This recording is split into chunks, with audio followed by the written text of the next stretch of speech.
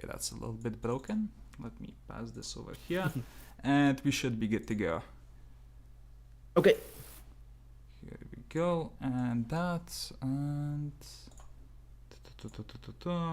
Professional streamer over here. Okay, here we go.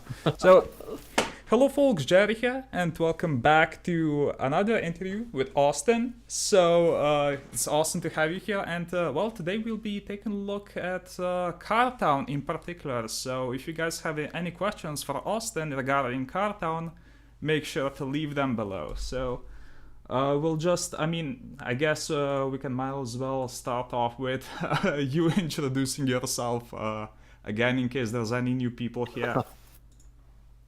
Cool. Yeah, my name is Austin Yuen. I am the co-creator of Kart, and I've been in games since about 2009. Started at C, and then moved over to a few other things once Glue acquired us, and then went over to Social Point, and now I'm at Gamehouse in the Netherlands. And also we have another office in Barcelona, and also Alicante in Spain.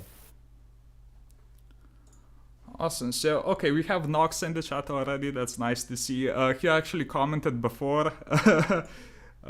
He's been waiting for this, so that's awesome. But, okay, I did prepare like a few questions to get us started, before questions start rolling in. So, how big was actually the original Kart Town developer team? We had, I think, when we first started, maybe about 12 people. Mm-hmm.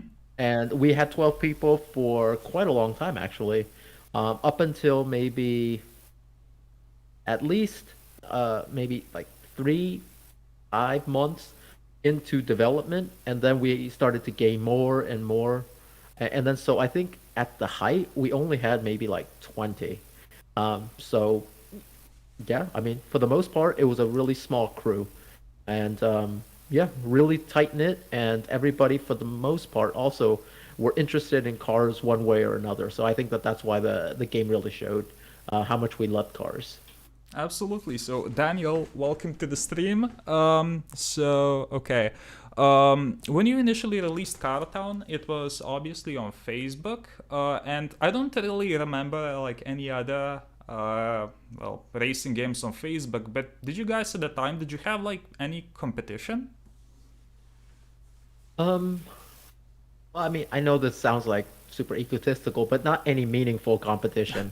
Kart Town released, and then I think it was a really big hit, and then because it was a hit, like Facebook algorithm like started introducing us to other people, and also we did all of those kind of spammy things too, such as the ice cream truck, the taco truck, that we had to spam people's walls, and it just got bigger and bigger. So I think at one time we had, I think it was like 500, 750,000 players every day, and so in the end, I think we had about 100 million downloads.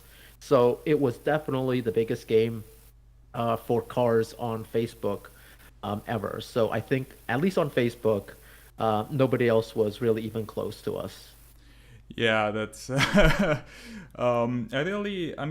were like a couple of Facebook games that like try to promote certain companies that had that were like car related kind of, but Car Town really was the Facebook racing game. So, okay.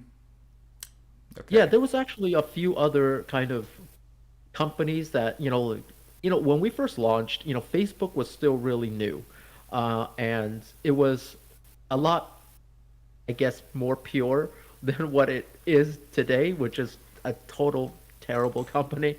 But I think when we first started, it definitely was not, what it is today. And then so a lot of companies try to jump in, create their own branded games. I think, brands like Toyota would jump in and other things.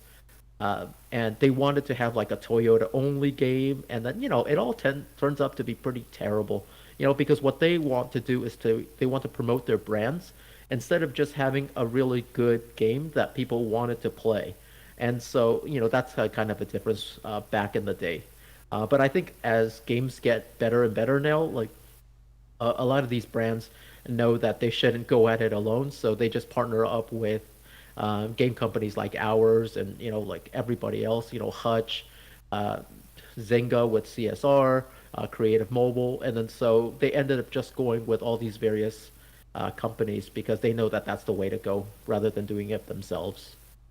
Yeah, I mean, when I saw like a super old video from E3 from back from 2010, and you guys, I think you were promoting the Honda's CRZ at the time, actually. So that was. So how did you even I mean,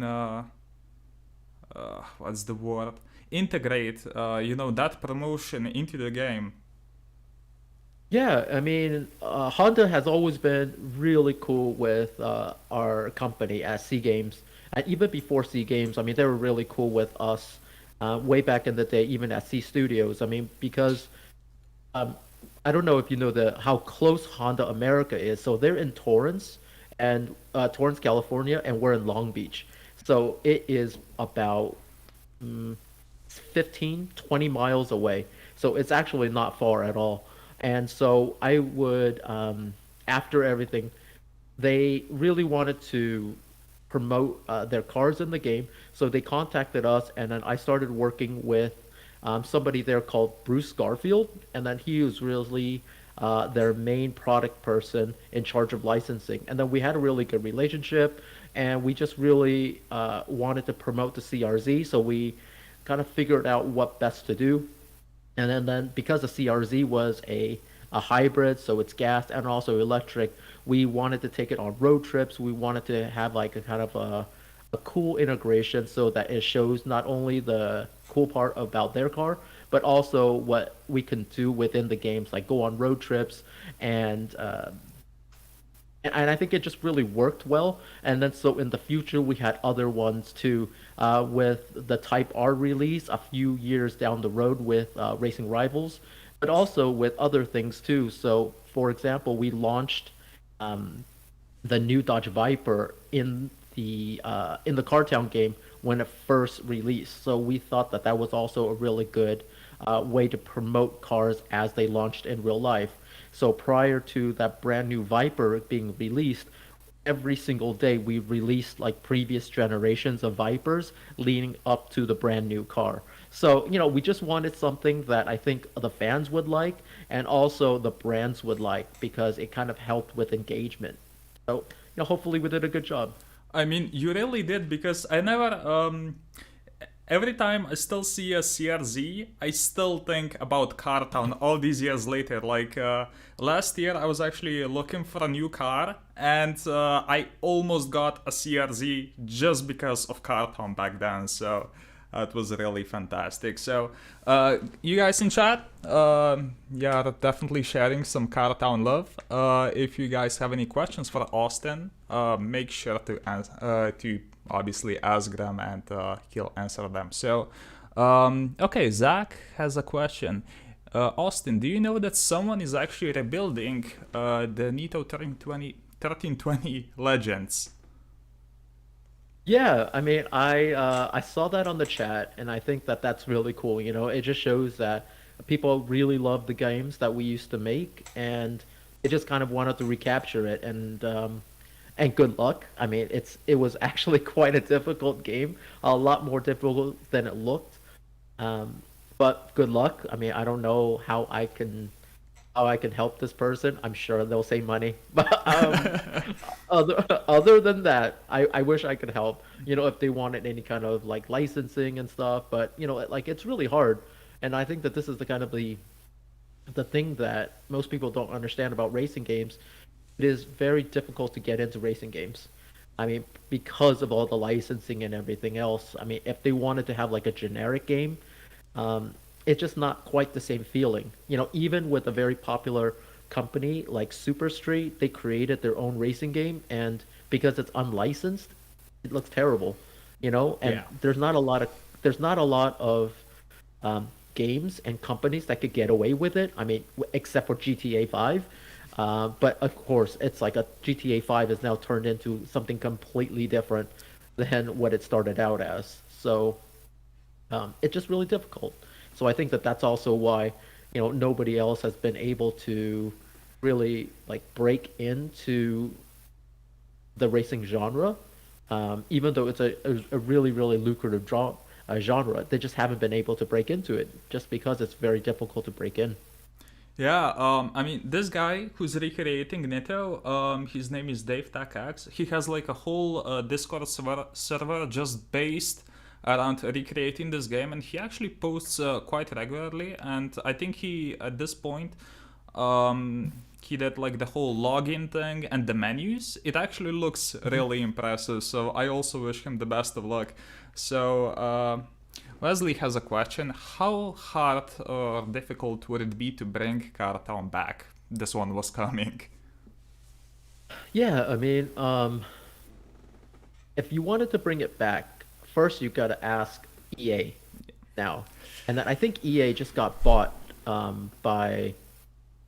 Ooh, did EA just get bought by somebody? I don't know. Whatever. What? I think Glue got bought by EA. Oh, yeah, yeah, yeah. And then now EA, you just gotta quietly knock on the door. And it goes, "Hello, EA. I'd like to buy Cartown off of you. How much would that cost?"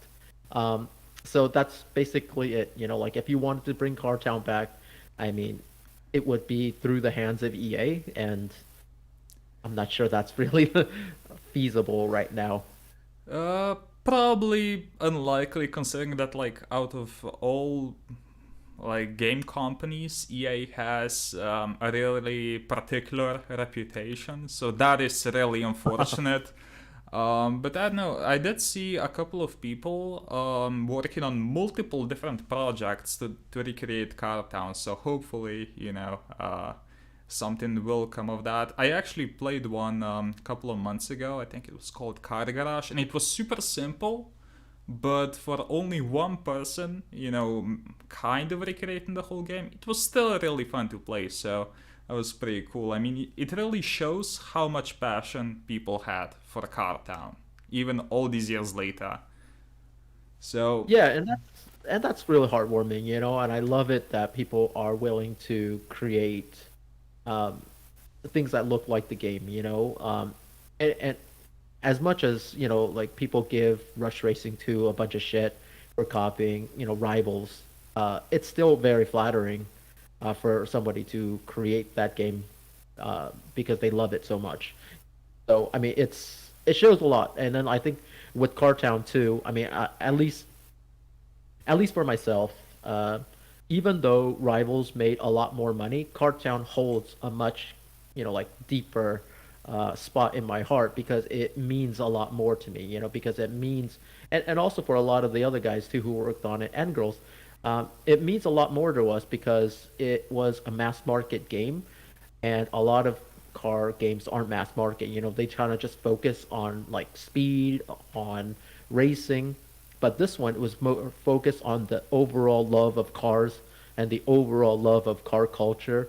And I'm really hoping that the the game actually entertains you, of course, but also taught you a little bit something too. Like when you took a look at our car restoration, our Ferrari Classique, our master mechanics, all that stuff. Like these are cars that were kind of existed in real world that you probably would never see in real life, and we hope to bring a little bit of that to everybody, and for just a little chance for you to own an F-Type Jaguar or an XNR or anything else like that. So I'm just glad that we were able to bring that to everybody.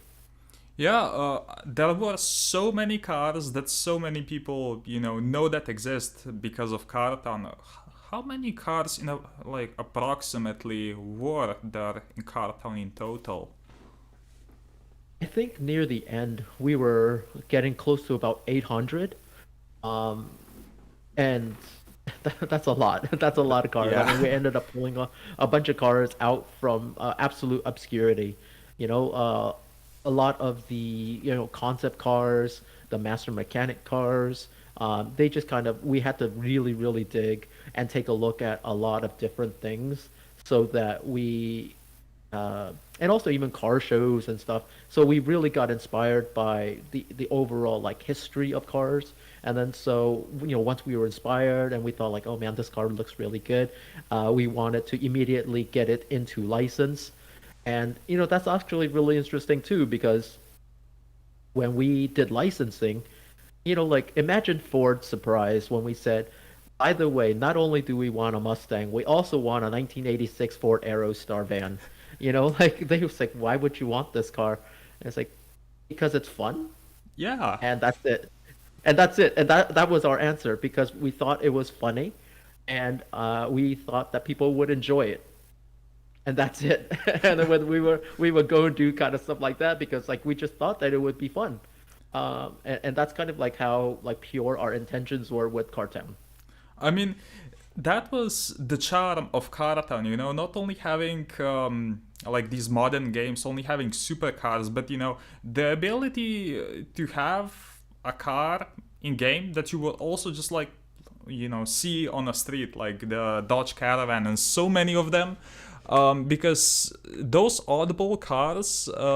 To be honest, were at one point even more fun to collect, than the hypercars because they were like vaulted or weren't available in the showroom, so you would open a diamond mystery box and see a car that you didn't even know was in the game. That was just fantastic. Speaking of mystery boxes, how did you come up with the idea of the concept of mystery boxes? The mystery boxes actually came from one of our developers, and I think he was a fan of JRPGs, and like they had gotcha way before anybody in the West had gotcha systems, and then so JRPGs had gotcha, and then he's like, hey, I think we should have this kind of mystery box system, and we like, okay, cool, so we created just like one mystery box at first. It was the wooden one, and it was really successful. People really liked it, and then so we created a silver one and also a gold one, and then like people just ate it up, and they would buy those way more than they would just buy showroom cars. And then sooner or later we just thought, what, it would be really fun to just kind of release things in these mystery boxes. So I think in total we had like 12, 15 different boxes, and it was fun, and I loved it that people actually started to collect the boxes and put them in their garages, and I thought that was really fun. Like the one that was kind of the goofiest was probably like the Lamborghini mystery box because it kind of looked like a spaceship coffin, but when we submitted it to Lamborghini, they loved it, so it was totally cool, man. Yeah, the concepts were super unique. So Lee asks, were you also behind Cartown X, or was that a separate project?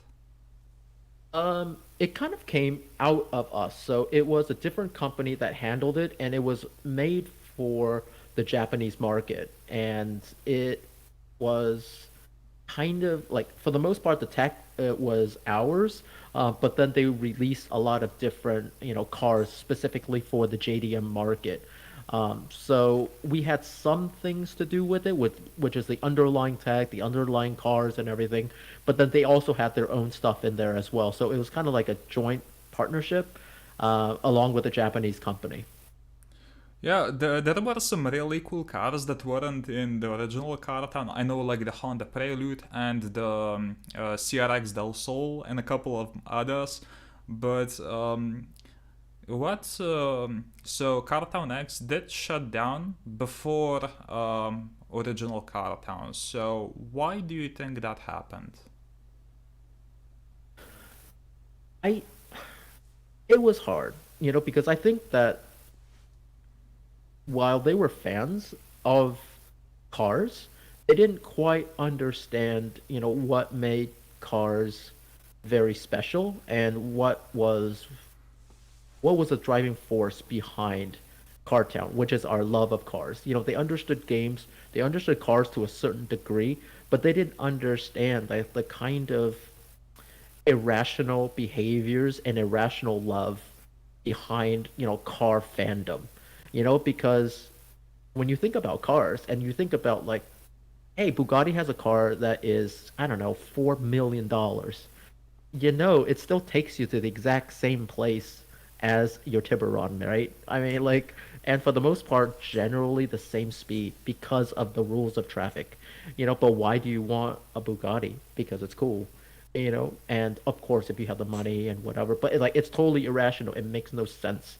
And to understand the car, like, players, to understand people who love cars, you have to understand this irrationality. And I think that they just didn't understand it.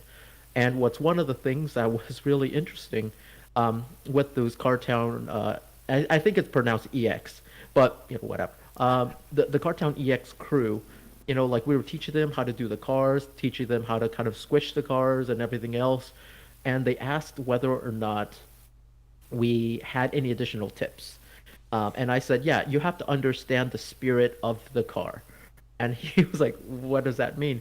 He goes, well, you have to understand the spirit of the car. Like, if the car was built as a truck, you have to, present it in a way that matches the truck instead of just putting in the showroom super clean, super undirty. It's not the right way that this car should fulfill its destiny kind of way. And, like, they kind of didn't understand that concept, but I think it's because they didn't quite understand that concept that maybe they weren't as successful with their Cartown version. Yeah, to be honest, at one point I actually switched over to Cartoon X, but it was mainly because they gave so much free stuff away. It was actually insane. Like every other week, you would get like free coins or blue coins or free cars. So I think that kind of helped, the downfall. Because in Cartown, the original version, you really had, to work for it. It was fun, but you still had to actively play. But in Cartown X, you would just, get it for free, and it wasn't quite the same. Even though one thing I really did like in Cartown EX was the tournament system. It was actually super unique. I don't know how to properly explain it, but it was you had like three different criteria, and then you would like compete in teams. So that was actually really cool. Did you guys actually play Cartown in your free time? Oh, at the very beginning, we played it tons. We really wanted to get like the what we call the stray cars, which was the taco truck, the taco truck, the pizza truck, ice cream trucks, and things like that. And when we saw them, we kind of instantly jumped on Facebook, and wanted to get them. And then we had the gold versions, so that was also really fun. But like, it's really tough. After a while, when you spend so many hours looking at the exact same game over and over again, it just be unfortunately, it does become a job, and it becomes hard to play the game with fresh eyes. But hopefully, we still managed to do that, because what we ended up doing was we put a lot of new integrations into the game always. And so when we did these integrations, then we had to look at the game with completely fresh eyes of how we wanted to present those games and these IP into the game. So I think that's also really unique for Cartown too. The fact that we had NHRA, IndyCar, NASCAR, Ghostbusters, Fast and Furious, Back to the Future, um, gosh, even Jurassic Park cars, like all of these different things in the game that I think every single time we released it, it kind of revitalized us to kind of make it a little bit better. So hopefully we did, even though at the end we weren't really like playing the game like all of our players did. Yeah, I mean, Cartown for a Facebook game had so much unique content. It was it was really really great. So Zach asks, and I don't know what this is about, but he's asking you if you remember running 17066 in a Scion TC. Wow, I do not. um, I do not. I do remember the Scientist. Is he talking about the regular version, or is he talking about like we had like a Nos Energy version that was like a race version? Maybe that one. I'm not completely sure. Like it was quite a while ago. So, and sometimes I forget that we released over 10, 11 years ago. So, I mean, it's been a while. It has been. I actually remember that Nos Energy Scion, because I live in Slovenia. Actually, a friend from the US bought one for me and gave me the code, so that was actually, Awesome. yeah. How did you come up with the idea for the speed rating? Because obviously, it wasn't, it was super simple, the racing, but how did you come up with it? It was quite simple, actually. So at the very beginning, it was a power to weight ratio multiplied by a number, and that was it. Oh, Um, yeah, yeah. So like everybody was like, "Oh, how do you get this?" It's like it was literally power to weight multiplied by like 0.08 or whatever. So it was based on real life, but it was just a little bit askew. But I will say that as the game got a little bit further along, we had to adjust it.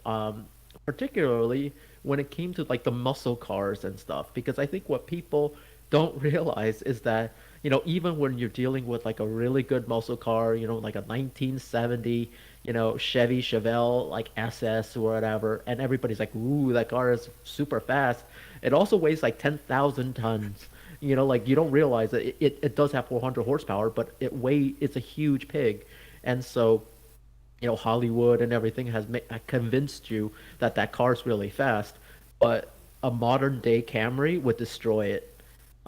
So we had to adjust some of those numbers, kind of like fudge them, so that they were a little bit more desirable. yeah, that's wow. That is shockingly genius, to be honest. I never would expect that. Because they really, I mean, there wasn't like, they were all pretty even actually. So damn, that's pretty cool. Okay, so Lee actually said that he bought a diecast, like a toy version of one of the Cartown cars. So how did you come Yeah. up with the Greenlight toy car integration? That was awesome. Yeah, they actually came up to us. Like it wasn't in our radar at all. And then one day, Greenlight contacted somebody in business development and then said, like somebody wanted to create some cars. And we thought, okay, cool. Like what do you need from us? And they said like, oh yeah, like they would just want some of the files of like, all right, cool. Like which ones do you want? And then they picked a few, and then we kind of narrowed it down. So we narrowed it down to, I believe, the Camaro SS, the new one, the Superbird, pizza truck, the Pinto, and I think a Beetle. And yeah, I mean, like those were really cool, and I still have in storage somewhere like a couple of boxes from the Greenlight sets, and yeah, I mean those are great. I even put them up on my tree for Christmas, just as decorations because I think they just turned out really well, especially the first generation one.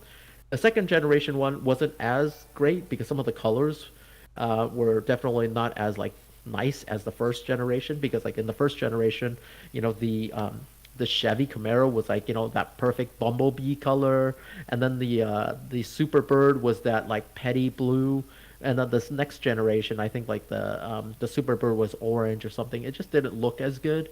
Um, but yeah, I mean, like, I'll tell you a funny story too. Like, they wanted us to create the background, um, the art for the packaging, and it came super late for us, and we asked like one of our top designers to kind of create it, and I think he did it in a day because we had completely forgotten about it. But I think it still turned out pretty good. But I think it's also a huge sign of how good some of our designers were, and that one in particular was a guy named Rich, and he was and still is a fantastic designer of cars.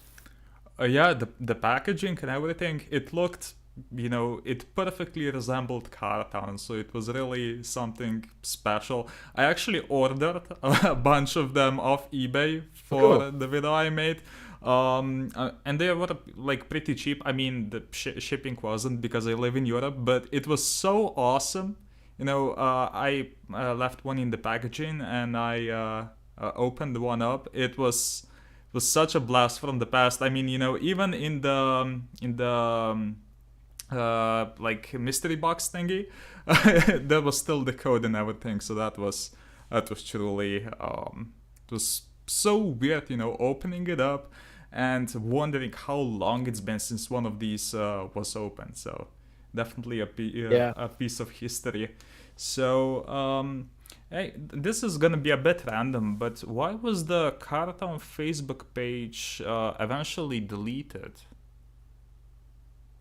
I think it was because Glue wasn't going to release that new Cartown game, which was Cartown Racing, and for also some crazy reason, they wanted to have prior to that, they didn't want to use the original Cartown Facebook site, even though it had like 60 million or some odd, like followers.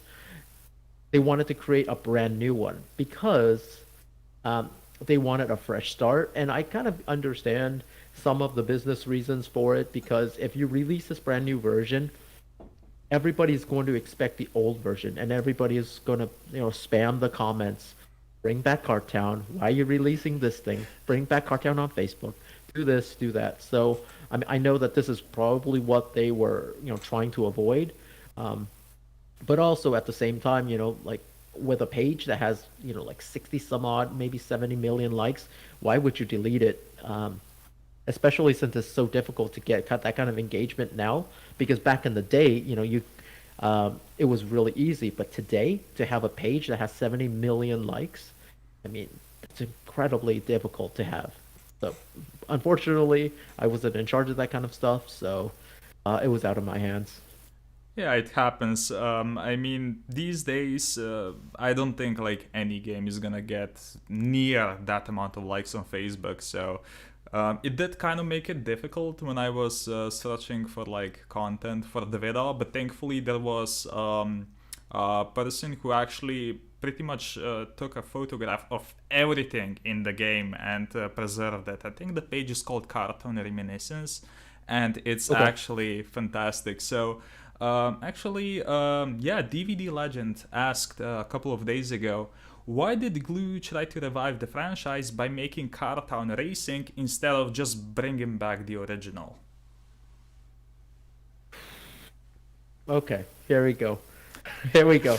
Um, as I told you last time, when we first started, the majority of the development crew were very, very into cars, and we kind of knew cars backward and forward, and we really wanted to um, show our love for cars, and everybody who worked on the game knew kind of something about cars, so they brought their own unique take. By the time that Glue bought us, and then slowly over time, more and more people either like left or mildly forced out, or however it goes, and then eventually the development team was just kind of stripped of anybody who actually knew stuff about cars, and they had a bunch of people that were very interested in like games, specifically Mario Kart. And they thought like, oh, what would be great if we created a Mario Kart with real life cars? Oh, by the way, we have all this like all these files, all this data on Cartown. It was really popular. Let's bring Mario Kart into mobile with the Cartown IP, and that's kind of how it went. And unfortunately, these people had no idea of what cars really were, and then they wanted to do a bunch of things that made absolutely no sense to people who actually like cars. So they wanted to match, a little bit of Mario Kart with the Cartown IP and also some of the story from like Speed Racer because they saw like an episode or two and they go, oh, cool, we're gonna have some weird ass characters in here, and it was all like super messy. It was people who, like knew video games but didn't know anything about cars wanting to make a game for fans of cars, and so it kind of didn't ever work. And so that's kind of how it was. I had really very, very little to do with it. Um, and when they were starting to get closer to soft launch, some of the liveries on the cars were so bad that I mean I had to say something. And then they tried to change a few things, but at that point it was so far gone that we got what we got. And I'm sure you saw some of the videos of it. It was just kind of an okay-ish kart racing game with some car town looking cars. Yeah, it didn't quite capture the spirit of the original Kart Town, unfortunately. I really still did want to play it, but I didn't get the chance. But it happens. So Yeah. I mean, that game died. That game died in soft launch. But yeah. the thing is, like if you know, well, Jesus, look at my hair. If you know anything about like mobile games and stuff, I mean, like, gosh, maybe 99% of the games you see are survivors. Well, I'm sorry, 1% of the games that you actually see are survivors. Like 99% are absolutely killed in early phases of either like a technical launch or a soft launch. So um, these are really difficult. It's really difficult to make a good game. I'll tell you that for sure. Oh, I absolutely believe you. Golden actually said, so I'm not sure if you want to talk about the Racing Rivals cake incident, but Golden asked if there was a cake for Kara Town as well. Unfortunately, there probably was not. I mean, like, I think by the time that the people, and of course, like, for the most part, like, the people working on it, they're good people. They just don't know the audience, And it's kind of like when you see a thing marketed at women that's just all pink, and it's just a bunch of dudes who said, like, oh, how can we make a good product for women? Slap some pink on it. And that's kind of what Cartown Racing was. Like people who absolutely had no idea of cars who wanted to make a car game. Yeah, I mean, Um, the idea wasn't bad, but unfortunately, when you start working on it, probably some issues that you couldn't foresee start to pop up. So happens. Hold on. So, JDM Urbansis said, "What are the odds of getting a similar game as the original Carta on Steam or something?" He said he could be like a 15, euro video game, but do you think maybe something like it? it would be really difficult. Really, really difficult. I mean, because you would have to build the entire game up from scratch. And then also, I would tell you that people's tastes change, and you have very good memories of Cartown. But that if you were to play Cartown today, you would think that it's maybe incredibly slow, because most things don't take, like 4 hours, 8 hours, 24 hours to mature. They want this to happen right now. And I think like the pace of Cartown for today probably wouldn't work because most people, want results immediately. So I think even if somebody were to try to do it today exactly as it is, it wouldn't capture the same kind of magic that it did a few years back. I mean, because just think about, like back in the day when you had to go into a video store to buy to rent VHSs or to DVDs or whatever. Like there was a really cool experience there. But today, why would you do that? You know what I mean? You just open up Netflix, boom, almost every single video and movie in the entire history of the planet. So it's a completely kind of different way, and people's tastes change. So even though we would love to bring back, Cartown exactly as it is, I don't know whether or not you would want it as it is or in a new way. I mean, hypothetically, if you could bring Cartown back, somehow you knocked on the door of EA and they said yes, what would you change, to adapt the game, to adapt the game? Oof, there's a lot, it, there's actually so many. Like one of the things that I think may or may not work is is the way you earned coins. If you take a look at it, like setting a job on your 8 work days and then coming back in either 5 minutes or like, 48 hours sometimes. I mean, that's a really kind of old mechanic that may or may not work anymore. So I don't know. I haven't really thought of it, to be honest. I'm sure if I had to sit down for, like a few weeks to think about it, I'm sure I could come up with something, but I just haven't thought about it. But I do know that a lot of the things that um, we would do, you would hate, because when we created, like Master Mechanic and IndyCar, NASCAR, Fast and Furious, and all that other stuff, I mean, we kept the parts relatively easy to buy. All you had to do is dig in Rusty's junkyard to get it. You had to trade with friends. I mean, it would likely be a lot of gotcha boxes right now, and you would likely sink a bunch of money into it right now if it was the same way. And that's just how it is now. Yeah, I mean, pretty much expected because, at the time, I still thought that, the Ferrari cars were super expensive, for example, but looking back, the microtransactions in Car Town are so innocent. Like, I think the Mhm. cheapest mystery box was like 50 cents or something like that. It was like so pure. Uh, Yeah, I mean, like, think about the Diamond Mystery Box, right? The Diamond Mystery Box gave you a car that you did not own for pretty cheap. Like, I think 1, 2 euros, something like that. Like, like, nobody in their right mind would do that again today.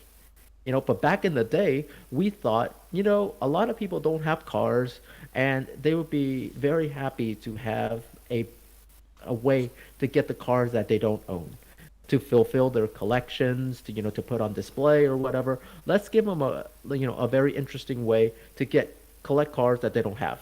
And then so for 1 or 2 euros, they can get it, and sometimes it would be way too much. So, like to your point, we were super innocent at the time. But now, of course, through time, through experience, like we wouldn't do the same things because it's so ridiculously expensive now to make a quality game. Um, you just can't do it anymore, like, and it's, like, of course, some people take it way too far, with developers and everything, but it's really the cost of development that is causing all of these things. I mean, because um, people don't, a lot of studios don't take a lot of risks anymore because it just costs so much to make a game. Like to make a quality car related game on mobile, it's easily going to cost you like $15 million, and I don't, it's a lot of money, and it's a lot of time. So a lot of people are going to be really risk averse. They're going to want their money back. And how do you want get your money back? Like you do up the microtransactions, you do a lot of grinding, and that's just kind of how it is now, because it's just so expensive to release something. Makes sense. I mean, with the Diamond Mystery Box, for example, you could get one for free pretty much every single week on the leaderboards. And, I would Yeah. just grind it every single week.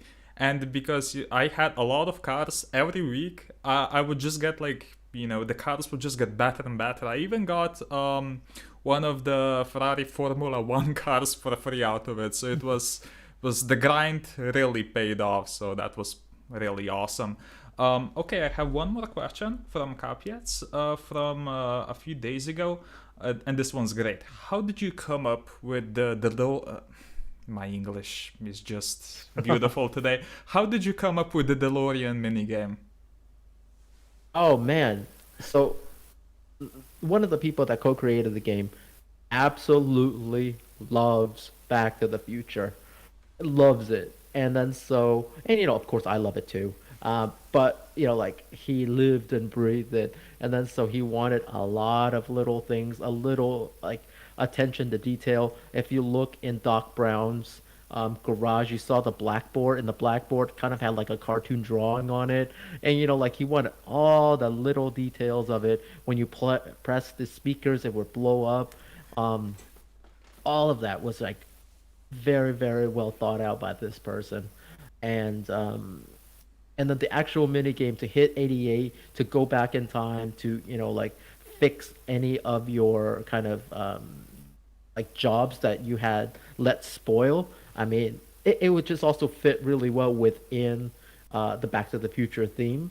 And we just really wanted to make sure that every like little detail was thought out. Because this person absolutely loved Back to the Future, and then we wanted to make sure that when players played it and got the Back to the Future stuff, that they experienced Back to the Future in the same kind of like joy that this person experiences whenever he looks at the movies. Yeah, when I did the story of Cartown and I remembered the DeLorean minigame, that was one of the things that really brought a smile to my face. I mean, it was just such a simple idea, but it was executed perfectly, pretty much.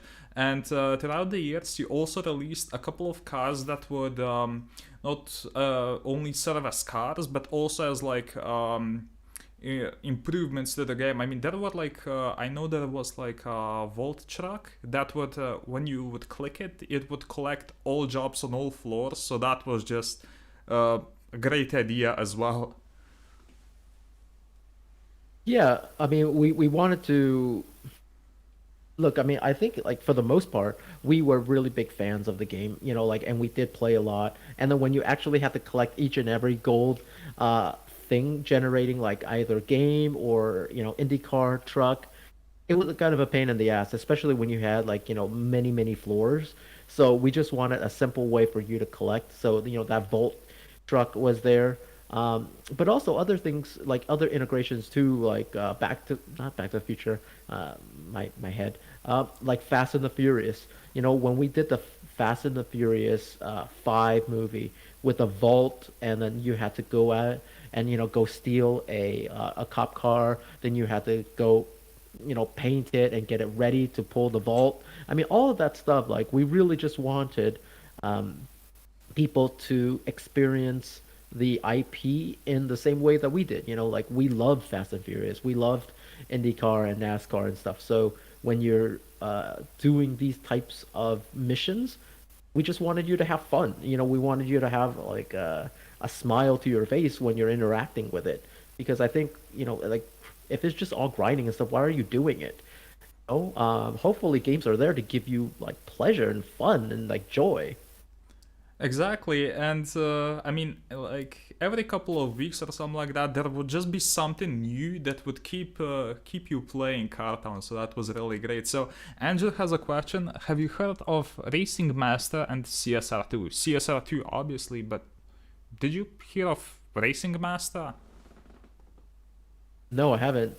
That sounds.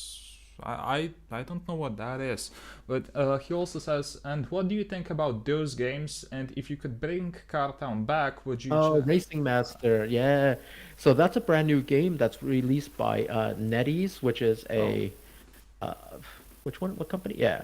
So it's basically just a sim, like, Oh, and it's a really really good looking sim on mobile. But it's similar to say like Real Racing 3. It's just a hardcore sim on mobile. oh It yeah. looks beautiful. So pretty much like CSR2, but a racing sim probably. Yeah. I think we spoke last time about racing sims, and I don't know. I don't know if the phone is like an ideal platform to have a racing sim on, but I'm sure it's gonna be fun. I'm actually gonna try it out later on. So okay, Angela also asked those games bring Cartown back. Okay, you already answered that one earlier. So Andrew, really quick, there would be a lot of new microtransactions to answer that one. Okay, and Luco doesn't have a question. He just wants to thank you for creating the game, and he and his brother really loved Cartown Streets. So Yeah, once I'm again, I glad. mean, Thank you.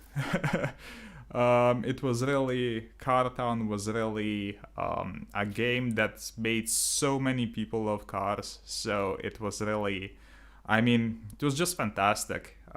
So, what were your like some things that you guys did want to implement into Cartown, but for one reason or another you didn't? Were there any of those? Man, okay.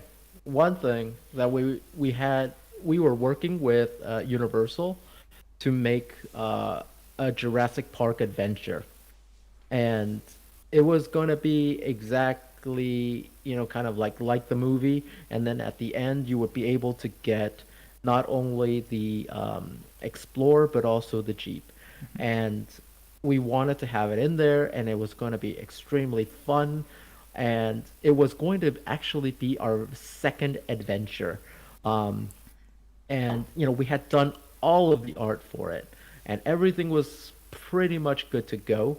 And then we submitted it to Universal for approval, and it was denied because of a license that they had given to somebody else, specifically, I think, on Facebook or something. So the actual Jurassic Park license, we could use the cars, but we couldn't use anything else. And that was really, really tough because we thought that, like, number one, absolutely love Jurassic Park. And I think that it fit Cartown really well, but unfortunately we couldn't use it. So we still had to release the second adventure, which is the Polar Adventure. And so the artists and I ended up working like crazy just to get it out. And so near the end, like maybe the day before the release, we ended up working maybe 36 hours straight, getting it out the door. So we started work, we worked all night. In the morning, in the building, there was actually have like their yearly uh, free breakfast for the entire building. So we went downstairs at like, I don't know, 6 o'clock in the morning, because we had already been there the entire night. We ate breakfast, went on the terrace, looked at the sunset, went back down to work, and finished it and had it ready to release. And then once it released, we took a look at how well it did, and then kind of went home and slept. But I think like that Jurassic Park adventure was one of the things that we really wanted to have in the game, but it never kind of worked out because of licensing, and that's also like one of the really difficult parts of licensing. Yeah, I mean, all the restrictions, it must be a pain because, but you did end up releasing the cars later on, right? Yeah, we just ended up releasing the cars in I think like a mystery box or something like that. I mean, it's yeah, we did it, but it just wasn't as cool as it would have been if it was in one of the adventures. Because we would also have given away, like dinosaurs, like the gate to Jurassic Park would have been huge in your garage.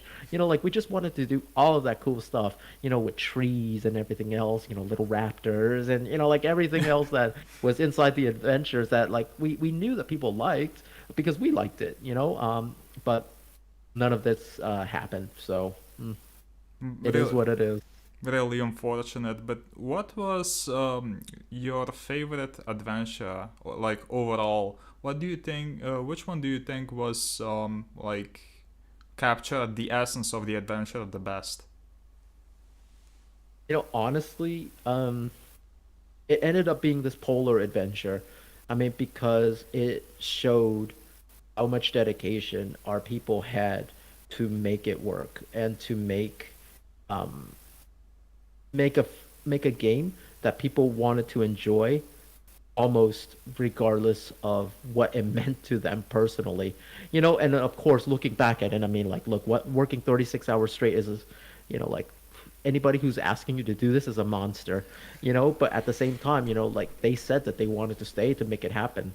Um, and eh, and as a result, like you form lifelong bonds with these people, and then you make sure that they're well taken care of, and I think that this kind of like dedication and stuff just showed you how much effort we put into the game, and how much care they wanted to put in for the players to enjoy.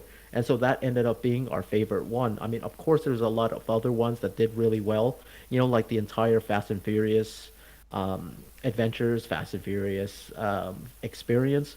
But that polar adventure of us working together 36 hours straight, like it just showed that we really did care about the end product and we really did want people to enjoy it. So, that's my favorite one. The polar one was actually really cool as well. So it's insane to think that you guys put it together in such a short period of time. So I mean, great job. So Golden Golden said, okay, if I can show you a screenshot of a Ford GTR, I'll do that after we finish the stream. If you'll have like an extra minute. So hold on. Yeah, there were a lot of Facebook groups for Car Town as well. Like actually, I think that a couple of people are actually from one because they posted a link in it. But there is still so many groups about Car Town left, and they're still active, which is it's gonna be That's 8 years. that's that's crazy. Like to me, that's so crazy that like there's still active groups about a game that hasn't been around for such a long time.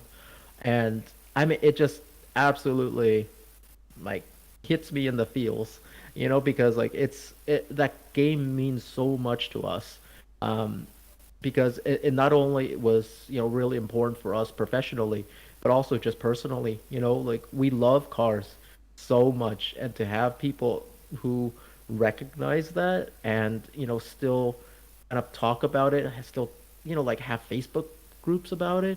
I mean, I think the game had been shut down for like, what, 6 years or so, or maybe even more. Even more. And and then, like, to have that happen still, I mean, it means so much to us. So much to us. So thank you, everybody. I mean, it means a lot. I mean, it's just a testament to how much of an amazing job you guys did back in the day. So, I mean, overall, do you think that Car Town or Racing Rivals was more popular back in the day? I I have to say it's got to be Cartown. Like Cartown. I talk to people like, geez, even the other day I was talking to the head of our HR department, and she kind of came up to me. It's like, wait a minute, you make Cartown? I was like, yeah. And he's like, dude, I love Cartown. I totally like didn't put two and two together, but I used to play Cartown a lot, and it was so fun. And it just it hits people that in a way where I don't think Rivals will. Like Rivals will hit people in the kind of hardcore fans. Cartown is kind of like for the general audience, and that's exactly why we made it. Um, like Rivals was a little bit more successful than Cartown, but I think the way that we reached people with Cartown like was to us far more kind of rewarding because it was just about like pure like love of cars, whereas Rivals was a little bit more about the kind of hardcore degenerate gambler, like really wanting to be the best kind of way. And that's like both things are completely valid because they're two different like expressions of how you love cars. But with Cartown, it's the cars were cuter, and the original intent was for a game to be able to be played by everyone. Like grandparents with their grandchildren, with their like their parents and their kids. I mean, that's what the original intent with Cartown was, and hopefully we did it. And apparently it does resonate. Because even now, 6 years later, somebody's still talking about it. Yeah, I would never expect that Racing Rivals, I guess made more money than Cartown, but realistically, that was probably just because, Cartown was so innocent. I would never expect that. So, hold on. JDM has a question. Do game files still exist somewhere? I'm sure they exist somewhere deep in the vault Yeah. of EA, you know. So maybe you could be like Tom Cruise in Mission Impossible, gonna drop down from the ceiling and then get him somehow.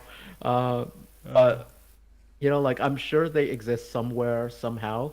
Um, but good luck. yeah, it always comes back to EA. Like of all game companies, god damn it, right? Well, But it could be worse. It could be Blizzard or something, oh yeah, you true, know. true. But then you'll be sexually harassed or something. Oh god. uh, okay, You so could tell I never want a job at EA or Blizzard from the way I talk shit. But whatever. well, I mean, you know, it's so many allegations coming out. It's really kind of sad. I mean, I didn't pay too much of attention to that drama because, you know, it just like destroys. It just brings like so many bad vibes. I guess that was paraphrasing, but hold on. Okay, Noxus said, "Are you required to delete the files?" Probably not, right? Like, what even happens when, for example, Cartown shut down? It was only the servers, right? Yeah, it was only the servers. I mean, we would still have, you know, most of the files and everything to a degree. And but you know, like when we sold to Glue, I mean, you know, like you sell everything. So, you know, like not only the files, the 3D stuff, you know, the art, everything goes with it. So, and then I'm sure when Glue sold to EA, same thing. Makes, yeah, I mean, hold on, Nox, I don't think, can you resend that message that apparently didn't go to you? Hold on. And then, Luku has a question again, how hard is it to restore, or how hard it would be to make a private server for Cartown Streets? Mm. Um, I'm sure not very difficult as long as you have the original files and stuff. So again, you know, Yeah. they're with you. So I mean, look, like all of this stuff, it could always be answered by if you have enough money, I'm sure you can make it happen. Well, I mean, like I said last time, we should just invest in Bitcoin, and maybe in like 100 years we might get somewhere. But yeah, he brought up Cartown Streets. We really didn't talk much about it. So, what was the process behind Cartown Streets? Yeah, I mean, Cartown Streets was our very first attempt to get into mobile. And at that time, you know, like mobile was still pretty new. And we wanted a game to be slightly different than Cartown because what's difficult about Cartown is that you could adjust like your garage very easily because it's on a huge monitor and you're doing it with your mouse. But can you imagine doing like every single tile on your garage on your phone? I mean, that would be crazy. Um, so we wanted a game that was a little bit different, and we wanted to actually have, you know, like streets, right? Like literally, we wanted to have streets that the cars could actually drive on. So it's kind of like Cartown was a town, like it was a game without a town, you know. So on streets, we actually wanted to have streets so that people can, you know, see their cars drive, um, and you know, have a way to collect and kind of bring some new ish, you know, like mechanics to the market. But it kind of never like took off as much as we would have liked because I think it was just so different from the way that Cartown on Facebook was being run. And I think that, you know, a lot of people just wanted that experience on their mobile phones. But I think if they really thought about it, it would never really work on mobile because, you know, like adjusting your garage on your phone is just was just never going to work. Oh, I remember that because I totally forgot that you couldn't actually play Cartown like on your phone. So that's why, you know, people requested it more. But there was like a way on my old tablet you could download like a browser and you could play Cartown through it, but it was well, it wasn't optimized very well. But still, Cartown Streets was fun, but it wasn't quite the same as, you know, regular Cartown. So Noxa, he did come through with the question. Okay, so are you working on a new game or have any plans for the future? Obviously, I don't. This was like the one question that you said that you don't want to answer. But you know, obviously, you're not even with EA anymore. So Yeah, I mean, like, look, never discount anything that, if something happens in the future, maybe I'll like get back into racing.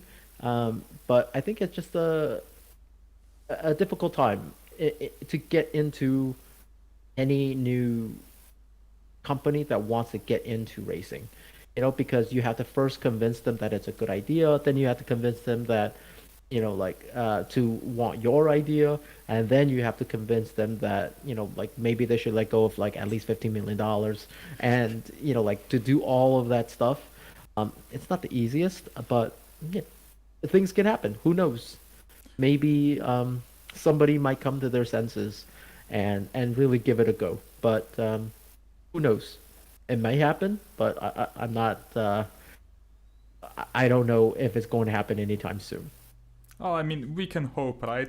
Noxa, by the way, your message was blocked because I still have the word work blocked from like Racing Rivals days because bots would just like spam on my YouTube channel. Like this hack works 100%, something like that. So Oh God, yeah, X.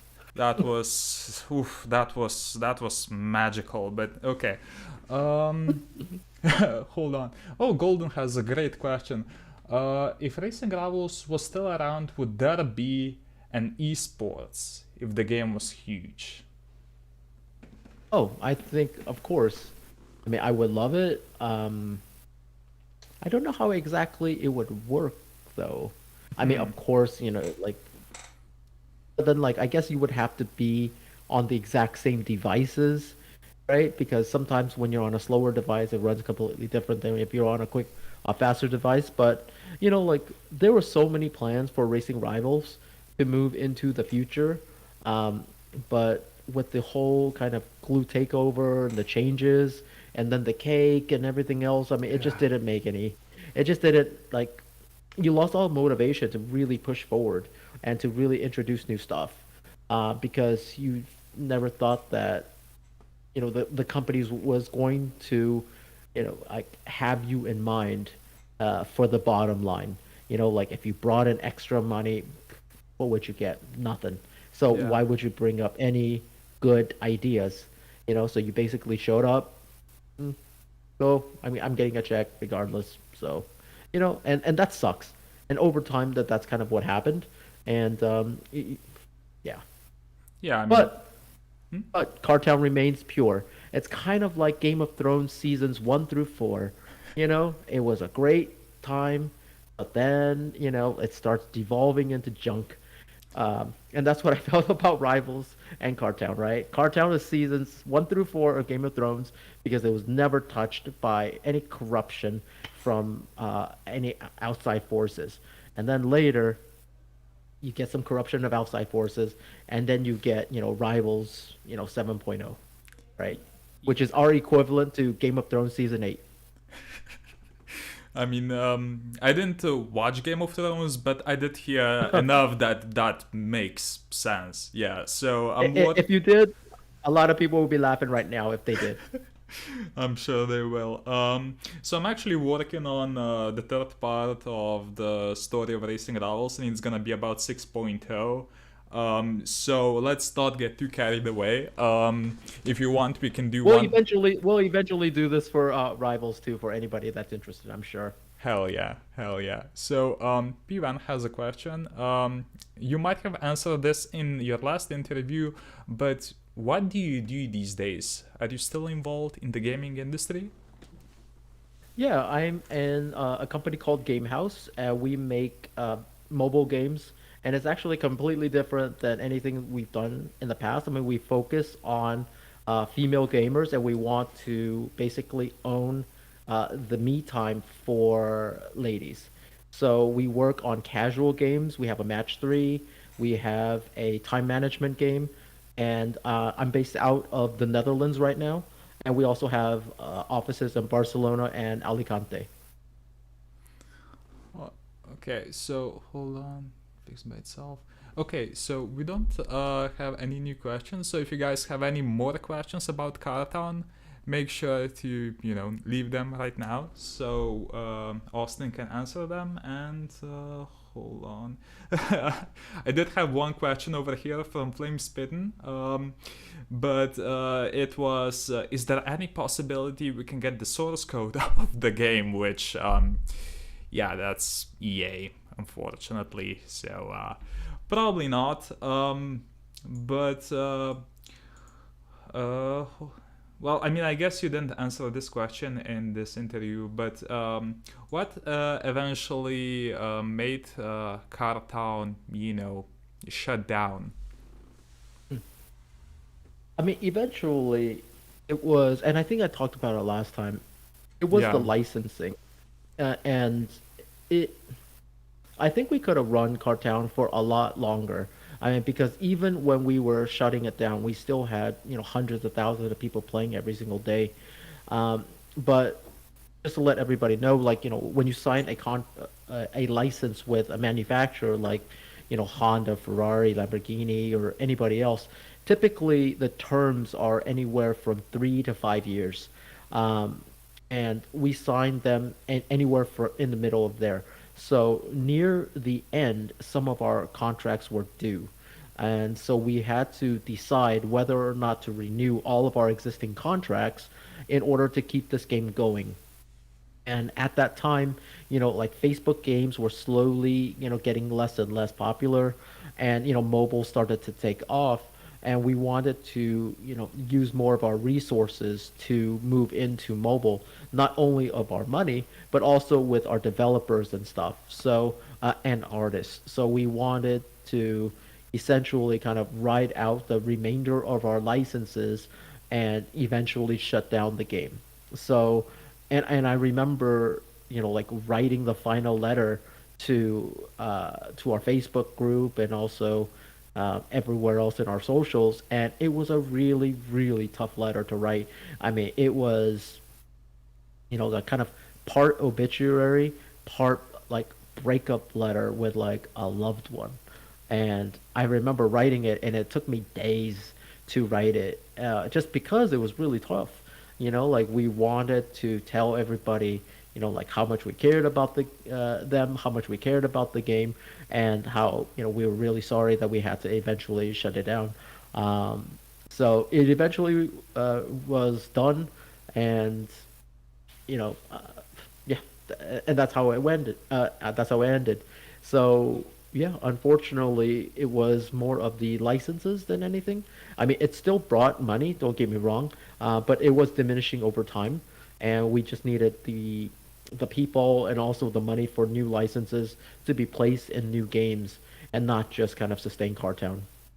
Of course, I mean, unfortunately, I mean, not mobile game, Facebook gaming these days is just, like I said in that video, it's just a shell of what it used to be. You used to have games that were absolutely massive, but these days, I mean, uh, like most of the most popular apps on Facebook gaming are literally just casinos. It's insane.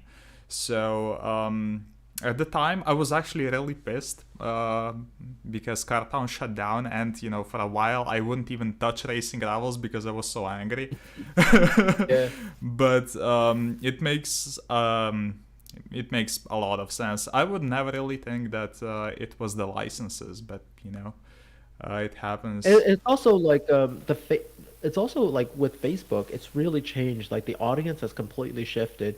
Back in the day, it used to be kind of like more young people who went off of things like Friendster over to Facebook, and like everybody used it, and then it became a little bit bigger and a little bit bigger, and then it become like this massive thing that everybody was on at the same time. But then it eventually shifted where a lot of the young people left, because like who wants to have a bunch of friend requests from your mom's friends over and talk about like how cute you look, in this jacket or whatever, from your aunts and uncles and stuff. Is like, dude, get away from me, man. Like, like don't be embarrassing me, dog. And so that's kind of how Facebook kind of became. And like who wants to chill at the same party your aunts are, so and that's how Facebook slowly disappeared from the gaming landscape. And also when they made like the kind of anti-spam things for the wall, um, that was really one of the things that kind of like killed a lot of the games. And then they wanted you to like buy traffic to go into your games rather than just be able to spam. And of course, that made way more money for them. But for developers like us, who are like what, 12 people or whatever, it became really difficult for us to get players, and so the cost of operations became greater and greater. Um, for a period of time, man, it was the absolute golden age. We're talking about like like tens of thousands, hundreds of thousands of people installing the game every single day, and like enjoying it. And we just thought that, hey, this is fantastic. This is how things should be. But then slowly, it just kind of uh, went away. And not only us, but players like Zynga and stuff, like they felt it a lot. Because for a while, Farmville was the greatest game on the history of the planet. And they were just raking in money left and right. But when Facebook shut down the ability to, spam somebody's wall with these sad cows, sad, like sad animals and stuff, and they just didn't get as many users as they used to. And then so for a while, Zynga was going down, and it seemed as if like they weren't going to make it, which is crazy compared to what they're doing now. Because they just got acquired by Take Two for like, I don't know, like $8 billion or something. Jesus. It's nuts. I mean, let me take a look. Let's see. Yeah. Oh no, it wasn't 8 billion. It was $12.7 billion. Jesus Christ. That's wow. Yeah, and then so like it's they have done very very well for themselves for just a game about rescuing cows and farms when they first started. Yeah, I mean, over time, I mean, at the beginning, I would like post about Cartown, every single chance I would get. But eventually, as people start to grow up and they perhaps want to, go look for a new job, they wouldn't want their Facebook wall to just be, full of those posts. So perhaps that was, one of the things as well. But Golden has a question. Is there a way to purchase the assets of Carta Golden? It's in the hands of EA now, so unlikely. But P1 has a question as well. Do you think games like Top Drives fill the car collection niche that Cartown left? Because, yeah, this is actually a great question because I really liked Top Drives for a long time. Do you know about it? Yeah, I mean, I really like the guys over at Hutch who make Top Drives and like a few other games like F1 Manager, Racing, and the Rebel Racing. I think Top Drives does scratch the itch of collection to a degree, and they wanted to do, uh, they wanted to basically make the ultimate car collection game, and I think for the most part, like they've done a pretty good job at it. Um, like clearly the one thing that's kind of different between Cartown and Top Drives is Cartown was a little bit more stylized, and of course, like we had the cute cars. It was a 3D. You could, like skin and customize your cars however you want. And of course, Top Drives you don't have that because you have cards that you collect. But they actually have done a really good job at uh, giving you a purpose for collecting the cars other than showing off.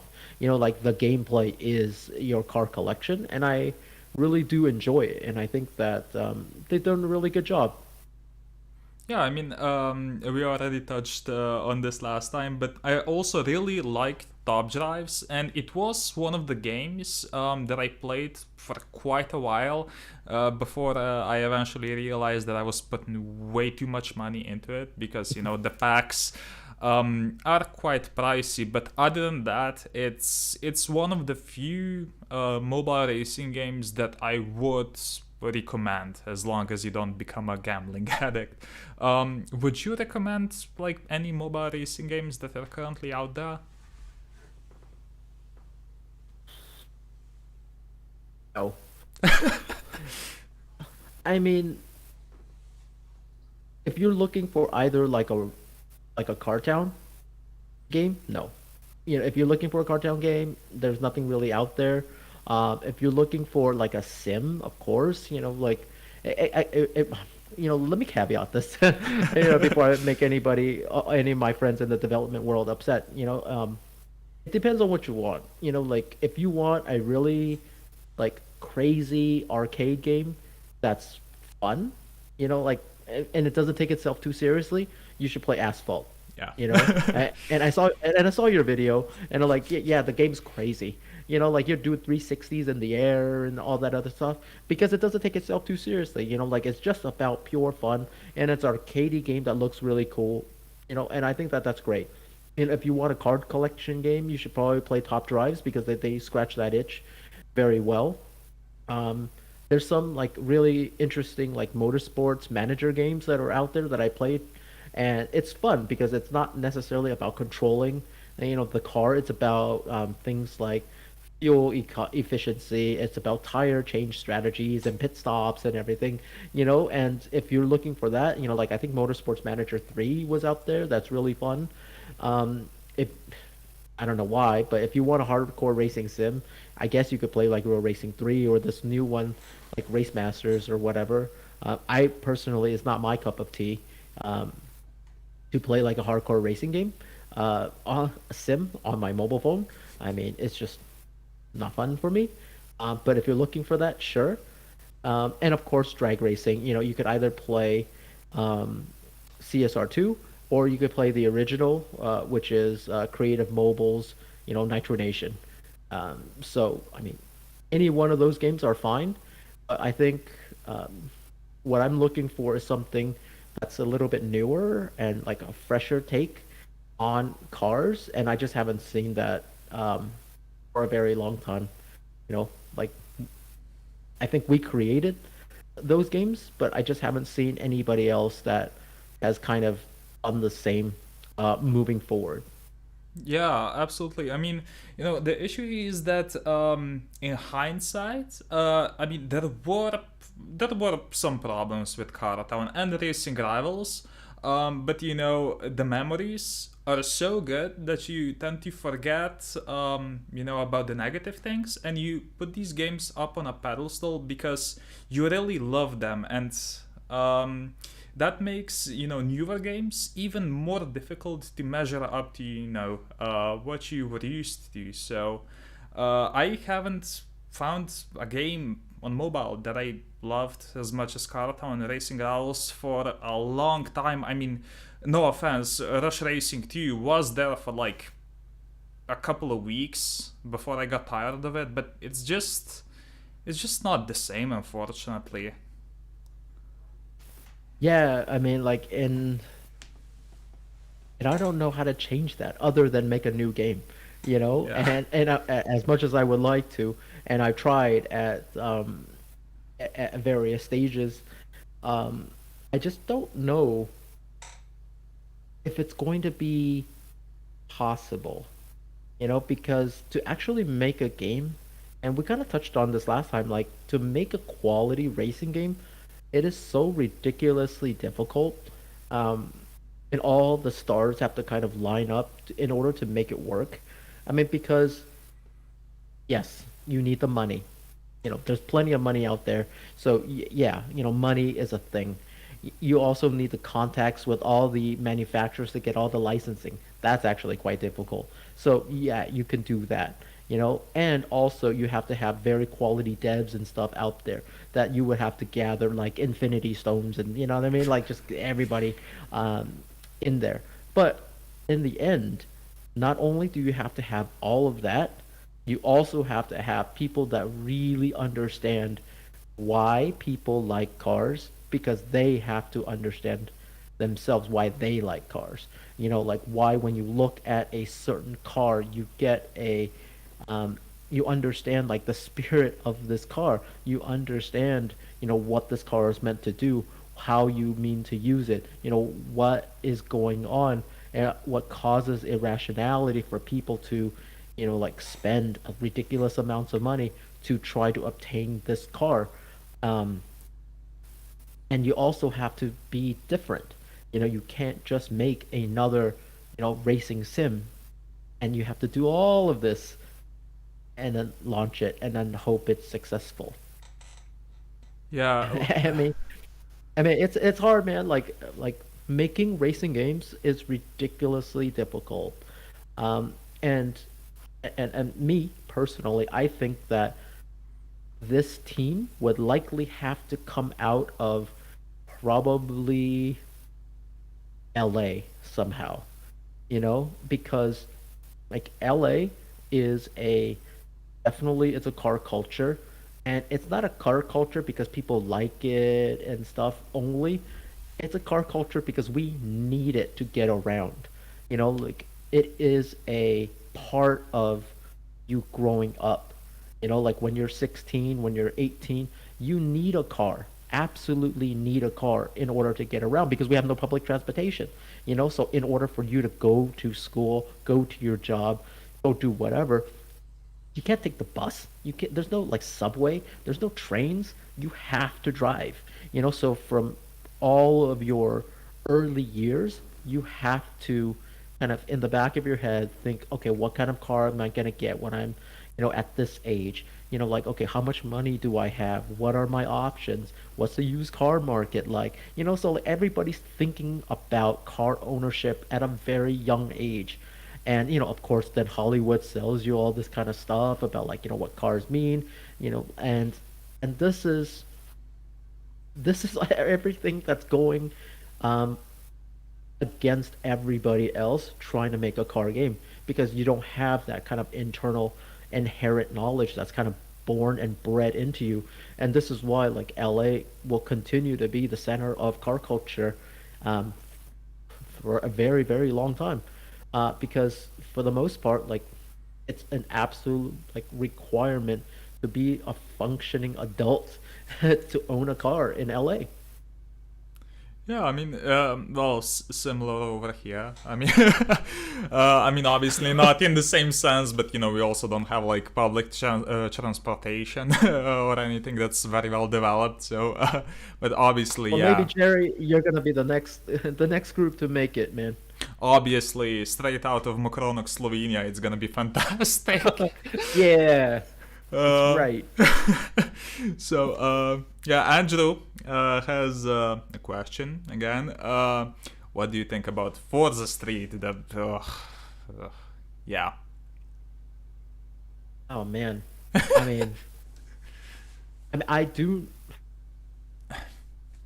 not understand Yeah, how they got it so wrong. I it's mean, it must have come from a good place at some point in the development, right? It must have come from some kind of place, but then they got it so, so wrong. And it's um it's such a shame because I mean with the Forza brand too, it's kind of oh god, it's kind of like those Fantastic Four movies, like the source code, the source material was so good. How could you possibly mess up so badly? I don't understand what's going through your heads. So I don't know, man. I don't know. was I played it a couple of weeks ago, and it's just like, dude, why? I mean, I they care. I mean, they cared obviously. Otherwise, they wouldn't make it. But it's like I know I just it's speechless. You're everybody's speechless because when you're looking at it, you're thinking, I mean, WTF, man? What happened here? like a racing game for a mobile which has pretty much no racing and you can't even play on mobile. Like that's enough of that. Yeah. Okay, so hold on. Oh yeah, and apart from Forza Street, he also mentioned Overdrive City. Have you heard of that one? Oh my God, that game was so bad. It was a game out of Montreal Game Loft, and it was kind of inspired by Cartown. And so it was, like it was a little bit of hybrid between Cartown and Cartown Streets, where you slowly built up your city, and then your city would have, like a manufacturing plant for Maserati and a manufacturing plant for Ford and another one for GM. So basically, your entire city looked like a warehouse for these things. Like when you go to an industrial park around your city, that's what the entire city looked like. Ah. And what's good about that? Like what's fun about that? Like we have people who are very interested in cars, very interested in racing, and like they had an actual racing component that was relatively fun, but you can tell that they added it as an afterthought. There's like, oh man, we forgot to add the racing in a racing game. Let's create something for it, and it was awful. And you wanted to create a game for people who loved cars, and you thought in your head that the best way for car fans to express themselves was to own a car parts manufacturing import export business. That was the heart of the game. And Jerry, I don't have to tell you how stupid that sounds. It's no. And like they spend a decent amount of money on it, like, but I mean, you got to Google it, man. You got to take a look at it. Like, take a look at the YouTube videos, Overdrive City, and is it still playable? I think they took it down. Oh. Thankfully, like it, because it just made no sense. Like it was also from, and Gameloft makes decent racing games. Like they make Asphalt, so they understand, how to make a decent game. But it just, I don't know how this game ever got greenlit. I mean, I guess you have to have stinkers out there sometimes. Yeah. But then again, I also don't know how Forza Street got greenlit. Yeah, like so. Actually, no. Forza Street wasn't even a Forza game initially. It was Miami Street. And then they just slapped the Forza name onto it, which, like, I don't. Which one do you think was worse, like Forza Street or Overdrive City? It's gotta be Forza Street, right? I mean, like, there's just. I mean, yeah.